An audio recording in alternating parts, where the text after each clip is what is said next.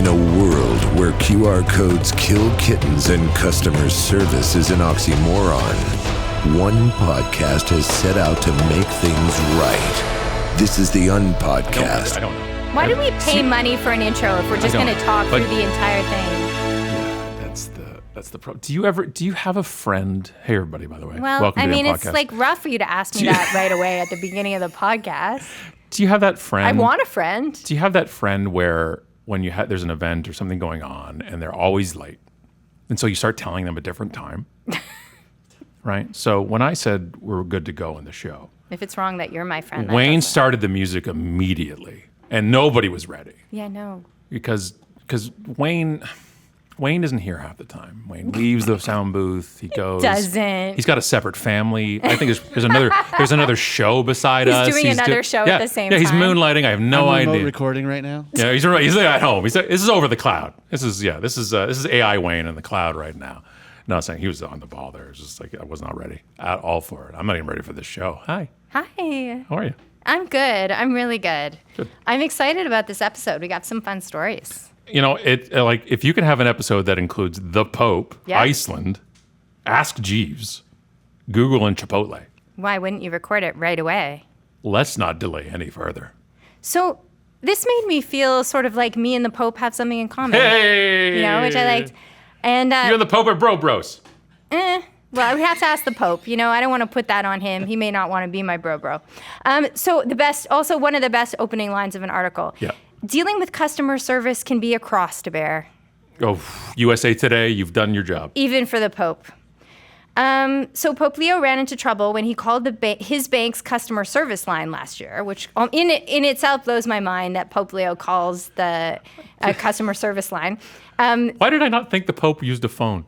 Yeah, well, apparently he does. So he ran into trouble. He had a customer service issue. He ran into trouble. He called his bank's customer service line. I expected a separate phone company, just like for the Pope, Pope Mobile, and he just gets, you know. So he had to call, and he says his longtime friend, Reverend Tom McCarty, said that on April 29th event in Illinois, he told this story because the Pope got. He'd probably go with T-Mobile.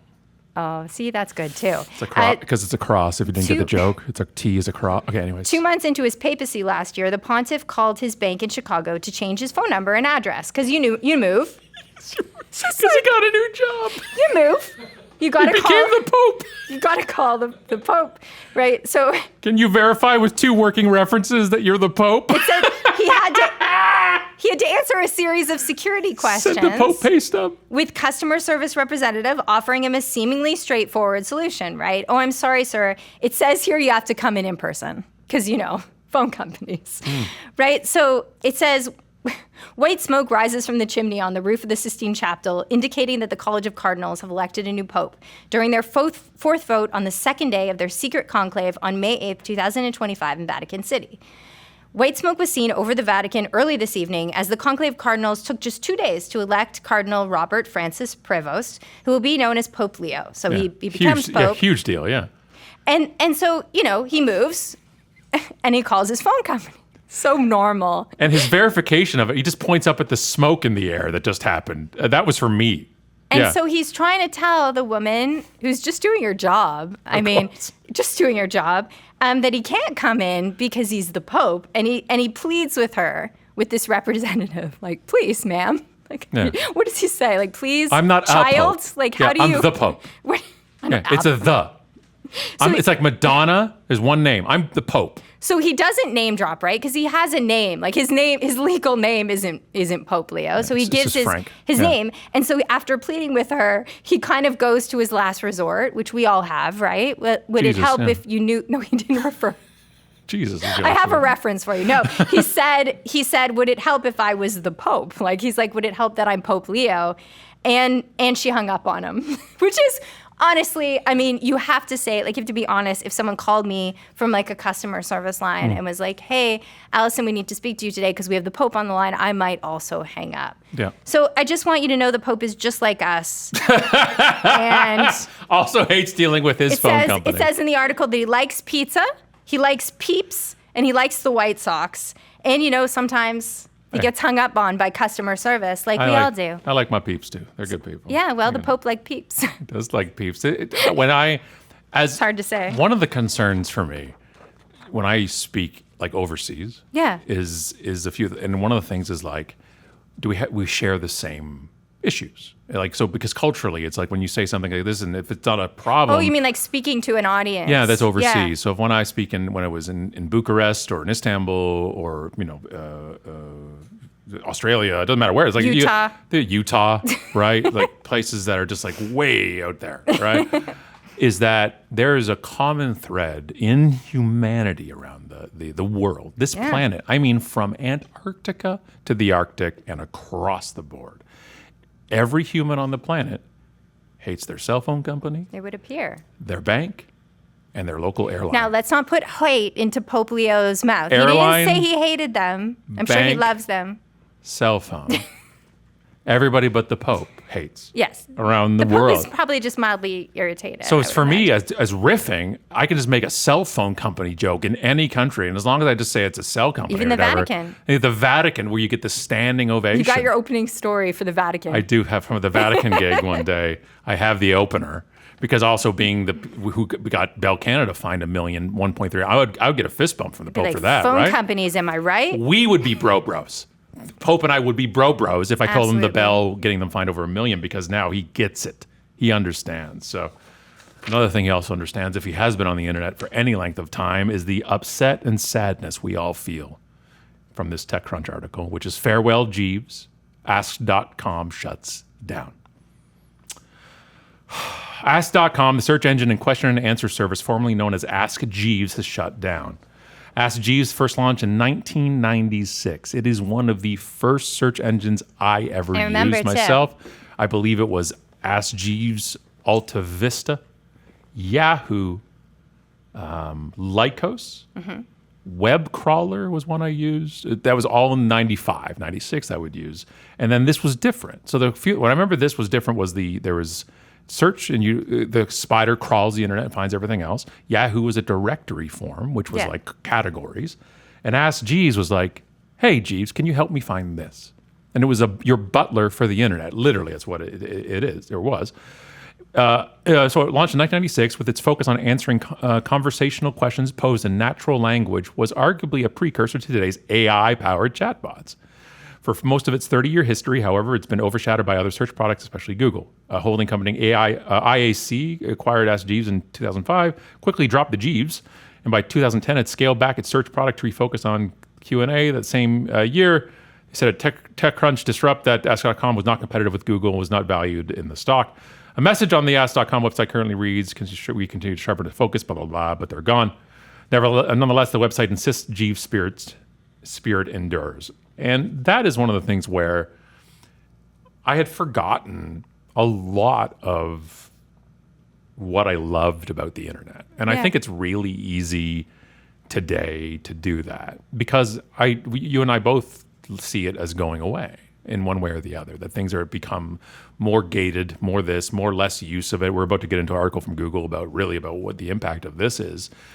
But it was the fact of also the curiosity I loved. And one of the reasons I loved Yahoo was because I work as an encyclopedia type of reader, where it's like when I was a kid, I would sit and read an encyclopedia. I love very topic-based. Topical, short form type of stuff. I just love learning about new things. And then you can dive deeper into whatever you kind of pick. And Yahoo was that. Was this almost like, because I know you go searching in a category, but then you searched, when was the last time you went on the internet and went into a category and say, well, I wonder what's out there? Yeah. And this is a serious question when you're listening right now. When was the last time you searched with wonder on the internet? I don't mean looked at social to see your notifications or see what somebody's doing or catch up and see a photo here or a post there. I don't mean social at all. I mean nobody else, just you. When was the last time you were curious and just kind of wandered through topics? And the problem is we lose the ability to do that when we lose a lot of these places and directories, which is the best segue I've ever done to the Google story, by the way, which I want to do, which is from campaignasia.com, which is Google just killed search as we know it. This is a really important thing. It was new, too. It was the last couple of weeks. This article is May 20th, 2026 as well. So it just really just happened. Google unveiled one of the biggest changes to search in 25 years at its I/O developer conference in the U.S. yesterday, transforming the familiar white search box into a dynamically expanding AI-powered conversational interface. This update allows users to ask longer, more conversational questions like Ask Jeeves, for crying out loud, and search, that was not in the article, by the way, and search across text, images, files, videos, and Chrome tabs. Google said the new intelligent search box is rolling out today in all countries and languages where AI mode is available. While a massive shift for Google, industry experts say the change aligns with existing consumer shifts. So what this is doing is calling the zero-click era. Yeah. Okay, and I'm going to stop in this article for now. We can talk about it. So the zero-click era, and what they're doing is saying, you want to find something on the internet, you want to find information, you want to find an answer to something, whatever that is. And right now it semi-happens. Because when you Google, at least for me, when I Google my phone or my laptop, there's a little summary that will pop up. But then if you scroll under the summary, you still, and I think you still can find the remove search the results. summary and you can remove as the well. summary, and Yeah. you can move those type of things. But what was happening, it's one of the same issues that was happening with Canadian and news and Facebook, and why certain news sources on Facebook were banned from Canada, because we were saying you can't take the headline and the news without giving the credit or the money, the revenue, to the news company. So you're removing it. So what happens is they take the answer you're looking for from the site that's out there, from the cajillion sites they already have an index I'm looking for. They find you the answer and they give it to you, and you never have to go to the site. Yeah.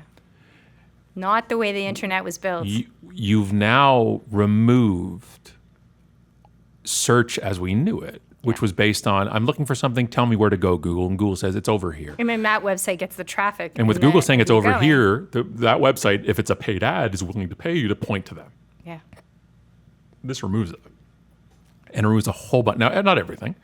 Not everything is about search intent and going through it. However, and still having a company website, and still you having one makes sense, and it still makes sense to me, and having your own home base, just like it still makes sense to have your own newsletter or email collection way of you owning that versus third-party place followers or signups.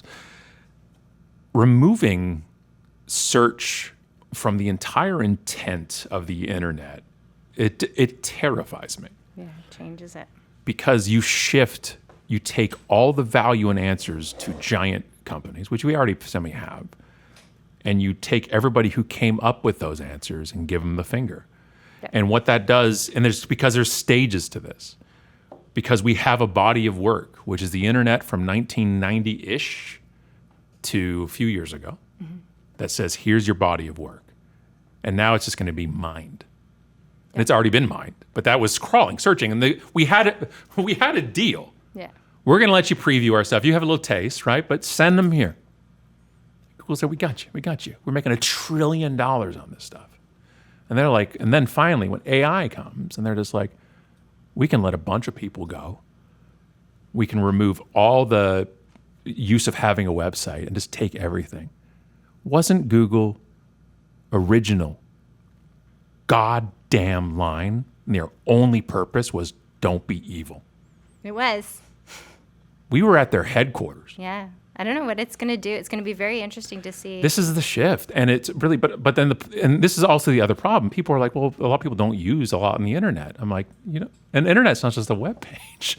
Everything you're doing is done through the internet. I was going to say, I think that's one of the shifts too. Like, it used to be very, very delineated, like you were going on the internet, but now we're immersed, like we're constantly. But even so like our kids, and then I'm saying our kids not because of age, just because of the only people I talk to half the time. You take out Allison and the kids, and this is 90% of my conversations in the world at this point. But I know, like I go to like ESPN, or when I look at sports, I just kind of want to get a general, like at the front page of sports. You open up the paper in the morning and check it out. I like to hop into like ESPN. Especially now, you have a lot of playoffs and stuff happening, and I pull it. But I go on the browser and I pull up ESPN. Yeah. And both at different times in that day, they're just like, why don't you have the app? And what does it? Oh, that's interesting. And what does it do to like advertisements as well? That's very so you steal the ads that Google gets the ads to serve whatever they're wanting or clicking through to. But this takes that away too. Yeah, which is interesting. That seems like a little like they're eating their own. Unless this makes you, then you're like, well, we just make the clicks now. It costs 5 times. You really want people to click through now? It's even harder. Yeah. It costs 5 times more. It's just going to be interesting to see how it evolves. We take all the land, we buy up all the land, and then we make it all expensive. It's a word for that. Right? That's what we're doing. And that's, we take all the stuff, and then we're just like, it's like private equitying the entire internet. Yeah. We're going to take it all. Thanks so much. Here's all your money for the AdWords for the past few years. And now screw y'all. It hurts. That's where I look at it and say, that's a good run. It only took us 30 years. Yeah, we'll see. Right? It only took us 30 years to break down so much that even when you're opening an ESPN app, that's the internet. I remember that with Facebook really early Yeah, on. yeah. I don't use the internet. I You just don't use the Facebook. internet. You're just on Facebook. Oh, And I was like, yeah, I think that might be hosted on the internet. Just going to throw that out there. I don't know. I'm not a tech person. I nearly were back in the chair again, by the Yeah. way, folks. I nearly fell right back again. You have to stop doing that. Well, stop being funny. See? It's not going to be funny it's not going to be funny when you land on the ground. Do you have another story? I bet Adam will laugh. Do you have another story, or would you like me to share mine? You hear him just laugh just now? I'm trying to discourage you from making the bit about falling off the chair by asking you about a story. Would you like me to read it? I'm just kidding. Yes, ma'am. I love this. Sorry. I actually really love this story, which is completely unrelated. Yeah. So that's kind of fun. So this is sort of like an update. I remember us talking about this years ago. Yeah. So this is an article from the Farmingdale Observer, and it says Iceland approved a 4-day work week. You remember we talked about this in 2019, and nearly 6 years later, all the predictions they've made had come true. So just talking about like this success story, but some interesting things that they saw. So in 2019, Iceland made headlines by becoming one of the first countries in the world to adopt the 4-day work week, not through a general law, but through agreements allowing workers to negotiate shorter weeks and reduced hours. 5 years on, the results are indisputable. The Icelandic experiment, that goes into some details about the experiment, and it says reports show that productivity has remained stable and even increased in some sectors. One of the keys to the success lies in improving the mental health of workers, a crucial aspect highlighted by Gen Z. The Z, maybe in Iceland. The reduction in stress combined with better work-life balance had a significant positive impact. And they say that it's also promoted greater gender equity. Freed up from traditional time complaints. Men were able to devote more time to their children and play an active role in household chores. And they compare it to some of the other programs that have been done in other countries and all these impacts. And these more longitudinal studies are really important because we get to see sort of like what happens, right? Like what are the impacts beyond, because the impact isn't, well, they have a 4-day work week. The impact is all the other things that come about it. The other thing that's really interesting is that idea that the workers had fought for this. Like the workers got it and then the law came in, right? So it's interesting to see how those negotiations just inside individual companies can add up to these sort of big changes. And it's just a nice story. And I'm a little jealous of the people in Iceland with their 4-day work week. I think it's Gen Z. I think they're on the metric system there, so it's probably Gen Z. Yeah, you think it's Gen Z? Yeah, I think it's metric. You know, sometimes, like, I think that's very interesting because, I mean, it's hard not to argue. Like, obviously, younger generations are speaking up more about this. But I think it's fair to say everyone wanted that. You know, like, that's one of those, things that they blame it on younger generations. Exactly, though. This is... Because I'm old. Because... And 4 days sounds great. Like, the thing is, though, my issue is the people that are fighting against the stuff they were fighting for 20 years ago. That's the other thing. Like, you were literally complaining about this when you were 20 or 18. And now you've turned into the thing, which is why I do the generation things in my talk. I'm trying to say is we are what we've become what we hated, right? We are the ones like for me, Gen Z right now, they're the only ones that have figured it out, which is I'm not doing that. You've lied. I'm not going to go do that work for 30 years, 5 days a week in your office when I have a laptop that was invented in the 80s, the concept, which was portable work. And I'm not going to go, like we said last week, sit at a hot desk and go on Zoom. Yeah, it was just... For money that I still can't afford to live with for the house I can't afford to buy. And it says that the work week, that what they've seen basically in the study is that the 4-day work week is not only viable, but brings significant benefits to workers, but also to society as a whole.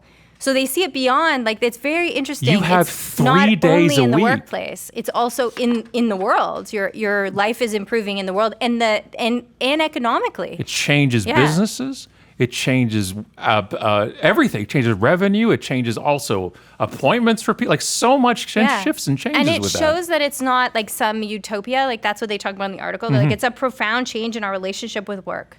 It's possible. It's doable. And so those kinds of things are so important. And that's why we wanted to return to it and just like share that with everybody because it's working. But as the president of that giant Canadian company said at the event we were at once, well, when you ask people, they're kind of pie in the sky. Yeah. If you ask people if they wanted to just get paid and not work, they'd also say yes. Except that then it shows that it have huge benefits, economic benefits as well, health benefits, which save money for the country. Surrounded by morons sometimes. We got an article, but before we get to the article, I got to tell you the site. Okay, I'm the ready. site name is the best one because it's sporked.com. I'm jealous. This is Chipotle's CEO response to shrinkflation accusations is, quote, just asked for more. Shrinkflation is off-putting. It is. In today's episode of Fast Food CEO Doing Things That Cause the Internet to Explode, we bring you an edition from Chipotle. By the way, last few episodes ago, you did see we talked about the McDonald's CEO and his bite, non-bite of a That's sandwich. right. The chain's head executive, Scott Boatwright, or maybe more like Boat Wrong, am I right? May not have been in the news this year as much as McDonald's CEO Chris Kempczynski, who is the man who bladed his mom for his biting ability. That's the weirdest thing I've ever said. I'm sorry. was awful. Who set the online world ablaze with his now infamous Big Arch video. But he's been around. In February, the CEO of Chipotle discussed he would be trying to salvage low sales with a happy hour. And more generally, it seems he's been hard at work trying to happy hour at Chipotle? maximize the now pricey restaurant's sense of value. Which brings us to an interview he did this week in which he was asked about shrinkflation. His answer hasn't exactly gone down too well. Let's discuss. By the way, shrinkflation is just that you pay the same price, but you get less product for it. That's what shrinkflation means, if you do not know. That's going to be a word. In an interview with Yahoo Finance, Boatwright was, by the way, the subtitle for this part of the article is apparently it's just that simple, was asked by executive editor Brian Sozzi, I love that last name, what he made of people thinking that their burrito bowls in portions at Chipotle were getting smaller over time, which So is people true. started noticing it. Boatwright responded with a simple solution. You just have to ask for more. Quote, it's always been our brand ethos, and it's still to this day. We serve big, beautiful bowls and burritos. Oh, calm down, man. He said in his answer, which was quoted on X, full stop, no questions asked. If you want more, just ask the team member. I promise you there's never a team member on that line that's going to say no. Let's go and ask now. Is this actually what would happen, though? Can you really ask for more without? According to the responses to this video, that's not quite the case. No. Has he been to a restaurant before? So here it is. Well, here becomes the main point. There seems to be a bit of a difference between what Boatwright is saying and what Chipotle workers have been instructed to do. Quote, yeah, we are not trained to do this, said one worker on Reddit. Just give it to the Reddit. It comes in there and it's like, hey, by the way, I Reddit. literally work there. Reddit never lets you down with the truth. I literally work there. We are told you will not do this and you cannot do this. So, but by the way, if you like Chipotle, just head on in. And tell them the CEO said to ask for more. Just ask for more. Just go in and say, give me more. Just give me more. Give me more. I don't think that's how it works. You can't get anything for free at Chipotle. Everything is extra. You have to pay because it's part of it. Do you want guac? And then I'm like, of course I do. And they're like, it's extra. I'm like, what do you think I look like? You don't think I can afford guac? How much is it actually? Is it like $1? Okay, I'll do it. It's like $832. $832. I think that. If you ask for more chicken, no chance. But they don't give you more. No. It's like Chipotle, like that's not a thing that happens in places. You can't go. You don't get your food at a restaurant and like, can I have more potatoes? And they put more potatoes. It's not your mom. But okay, so we have to. If we're gonna have this discussion, we need to open it up into the arena of where we're talking here in the fixins arena of putting things on. What's the free stuff? Yeah. What's the we're a big fan of Subway sandwiches, right? So it's like We're not. I just like saying it. So we're not, but I don't do a lot of sub sandwiches at the point, but I do it in an airport. But anyways, but what I always thought when I used to hit up Subway, right, before we were married, and I learned what food was and stuff. So, but I go to Subway and I would be upset because I'm a meatitarian. Yes. Right. And as a vegetarian, if you go into Subway, you can just ask for 7 pounds of lettuce. I understand. You feel mistreated because all the lettuce is free? I'm just saying. I understand. It was 7 cents for all the lettuce and on there. It's mostly water weight. Yeah, mostly. Which describes me in high school for the most part. Was the fact that I can't just add on chunks of chicken? No. Of protein. Have you been on to the there? grocery store? Lettuce and chicken don't cost the same amount of money, so that's fair. But I'm not at the grocery store. I'm at Subway, so there are different costs, and inflation doesn't hit Subway. Of course, no. They have the food there already, so I don't have to go to the store. So it's like, you've already bought it, so give me more. It doesn't cost you anything. But you can have as much lettuce as you want on your sub too. I just threw up in my mouth. Why would you have more like just water sticks? Someone needs to teach Scott about vegetables. I have 2 rules in my subs. Just none of that, and no slices of ketchup. That's the only 2 rules. Right, that's my only 2 rules. Is those 2 things. That's it. That's all I got. That's all you got? Yeah. Today was a lot of fun. It was good. You Yeah. don't know this when you're listening to this right now, but this is the 4th episode we recorded today. Yeah. Out of 4. Because we went one more episode, then I just start no filter and just say anything. Does it get real messy? Yeah, I'm usually very reserved. And I just find that I let my guard down a bit if we go too long. I can't believe you dropped Subway like that in a Pope episode. I had that because we had all the things lined up, and then I threw Subway on top of it. I've never seen Scott eat a Subway sandwich, but he says he loves them. It's my favorite. It's not. It's not my favorite. Is this your favorite? You're my favorite. Aw, thanks. Hit the music, Wayne. Perfect ending. I sound romantic. Go. And Bye, guys. Be sure to subscribe to the podcast on iTunes and visit theunpodcast.com. And remember, friends don't let friends use QR codes.